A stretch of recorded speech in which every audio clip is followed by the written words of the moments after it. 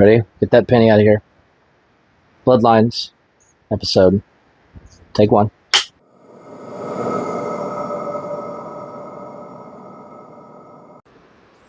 Welcome back to another round, another time. Here we go. What's next on the 2025 horror line that I've enjoyed? Final Destination Bloodlines. I love Final Destination movies, especially the first three.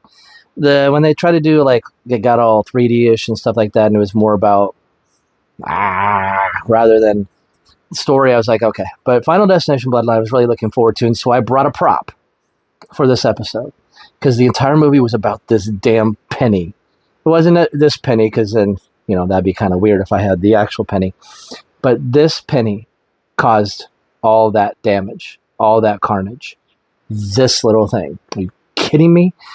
And it was kind of cool because at first I was like, oh, the Space Needle, but it wasn't a Space Needle. But okay, so I don't need to go through what happened. Like I said, I'm not a synopsis guy. I'm not going to sit here and tear you through or walk you through the story. I'm just going to got some questions about this thing.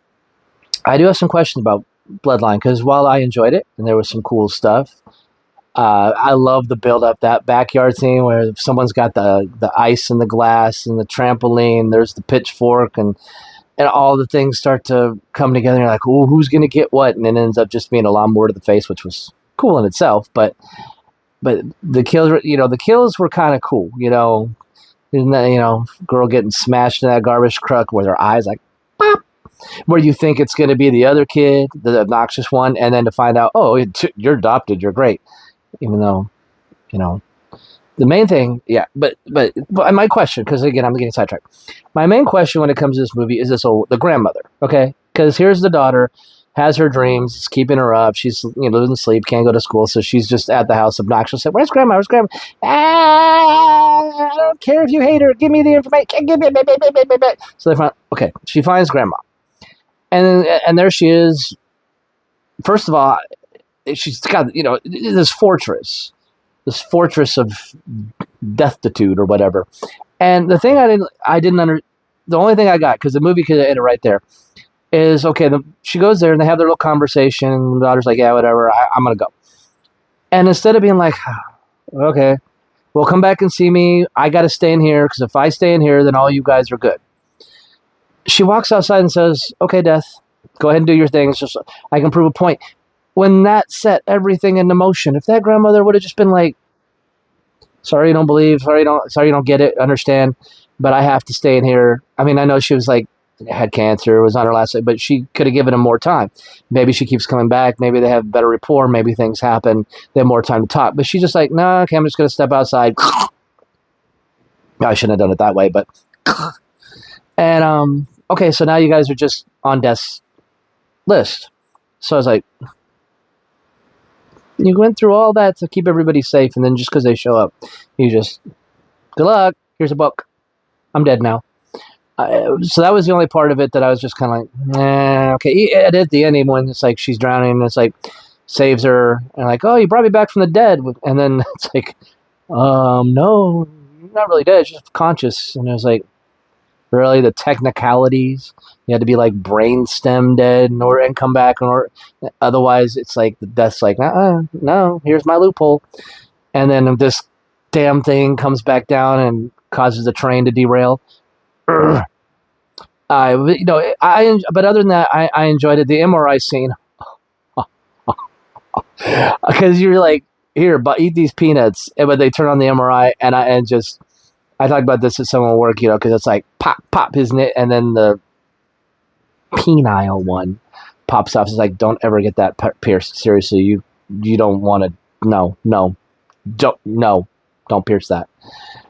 Don't. And then he gets crushed in there, bent backwards. Like, oh, the adopted one got the worst death, in my opinion. But it was fun. I like Final Destinations. It's a fun ride. It's just, by the end, especially in the beginning, you get mad at that obnoxious kid, which I secretly and sadly was like, yay, when he got crushed. But it's all because of this damn little penny. I did like it, though, in her dream, like in the vision of what was supposed to happen, it ends up back in the wishing well. That was pretty cool. It's like, don't take me out of there. What are you doing? Do you know who I am? I'm a penny. Penny. If you like Big Bang Theory, you'll get that. But no, so it was good though. I enjoyed it. I had a good ride. It was Tony Todd.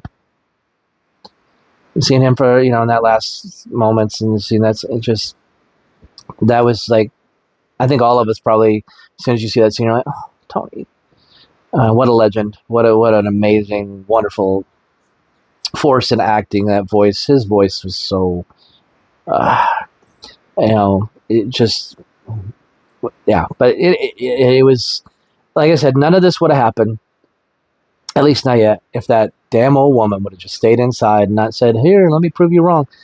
Cause nobody would have had glass and ice. Nobody would have gotten their face destroyed by a lawnmower or crushed in a garbage truck or bent backwards in an MRI. Nobody would have got flattened and run over by 2 runaway trains, which I thought was fascinating because at the end it's like, no, sorry, everyone, y'all go. Bye-bye. Bye-bye-bye. But anyway, so yeah, so that's my little take on Final Destination Bloodlines. I still say go see it. I still say see it if you have it, and if you have it and you're watching, you're like, well, great, now I know everything. And I'll say again, you probably shouldn't be watching me if you haven't watched it. Enjoy your spoils. So yeah, thanks for watching as always. Appreciate it. This is kind of fun doing this. Just my little fun takes on movies that I enjoyed, especially right now from 2025. So thanks for watching.